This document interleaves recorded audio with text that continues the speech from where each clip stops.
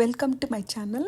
ఈరోజు bell pepper mushroom చాలా ఈజీగా ఎలా చేసుకోవచ్చు. బ్యాచిలర్స్ కూడా ఈ కర్రీ చాలా ఈజీగా చేసుకోవచ్చు, టేస్టీ హెల్తీగా.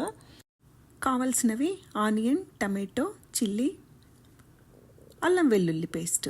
అల్లం వెల్లుల్లి పేస్ట్ అవసరం లేదు, ఫ్రెష్గా చిన్నగా కొద్దిగా నల్లకొట్టుకొని చేసుకుంటే సరిపోతుంది. కొద్దిగా మిరపకాయలు, కావాల్సినంత కారంకి సరిపోయే మిరపకాయలు, కొత్తిమీర, కరివేపాకు, అది మన ఆప్షనల్ అంతే.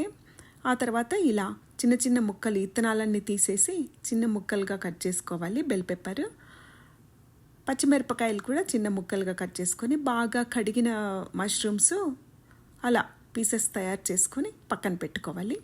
ప్యాన్ పెట్టుకొని ఆయిల్, ఒక 4 స్పూన్స్ ఆయిల్ అయితే సరిపోతుంది.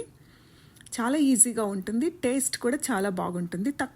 చాలా తక్కువ ఇంగ్రీడియంట్స్తో చేస్తున్నాను ఈరోజు. అలా పోపులు వేసుకొని, ఆనియన్స్ వేసేసుకొని, చిల్లీస్ కూడా వేసేసాను. కొద్దిగా వాడిన తర్వాత టమాటో వేసేస్తాం. ఆ టమాటో కొంచెం మగ్గిన తర్వాత, ఈ మష్రూమ్ బెల్ పెప్పర్ కూరకి కొంచెం ఆనియన్స్ ఎక్కువ వేస్తేనే ఆ ఫ్లేవర్తో చాలా టేస్టీగా ఉంటుంది అన్నట్టు. ఇప్పుడు నేను టమాటోలు వేసాను కదా, అవి ఒక్క 5 మినిట్స్ అలా మగ్గితే లో ఫ్లేమ్ పైన బాగా కలిసిపోయి బాగుంటుంది.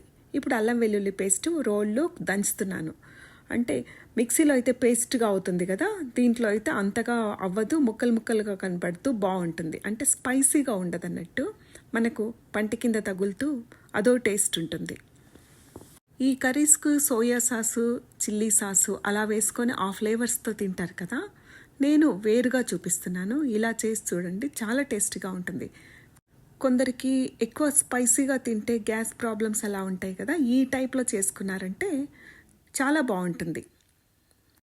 ఇప్పుడు దీంట్లో మళ్ళీ కారం వేయాల్సిన అవసరం లేదు, ఇందాకే పచ్చిమిరపకాయలు వేసాం కదా, ఆ కారం సరిపోతుంది. చూడండి, బాగా మగ్గిపోయింది. చిన్న ముక్క తీసి చూస్తున్నాను, అది మెత్తగా అయిపోయింది. ఇంకా మన కర్రీ రెడీ అయిపోయింది. Thank you for watching.